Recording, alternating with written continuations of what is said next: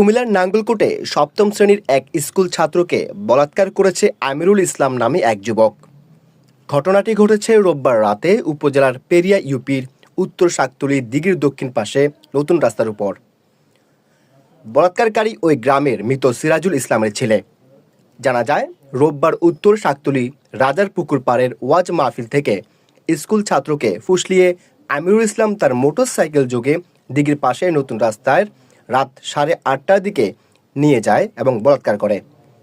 পরে বাড়িতে গিয়ে কিশোর অসুস্থ হলে তার দাদিকে জানান। পরিবারের লোকজন কিশোরকে 14 উপজেলা স্বাস্থ্য কমপ্লেক্সে প্রাথমিক চিকিৎসা দেন। এই ঘটনায় কিশোরের মা বাদী হয়ে সোমবার নাঙ্গলকোট থানায় নারী ও শিশু নির্যাতন দমন আইনে মামলা দায়ের করেন।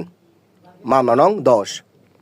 এ বিষয়ে নাঙ্গলকোট থানার ওসি AK ফজলুল হক জানান, মামলার পর আসামিকে গ্রেপ্তার করে কুমিল্লা আদালতের মাধ্যমে জেল হাজতে পাঠানো হয়েছে এবং কিশোরকে ডাক্তারি পরীক্ষার জন্য কুমিল্লা মেডিকেল কলেজ হাসপাতালে পাঠানো হয়।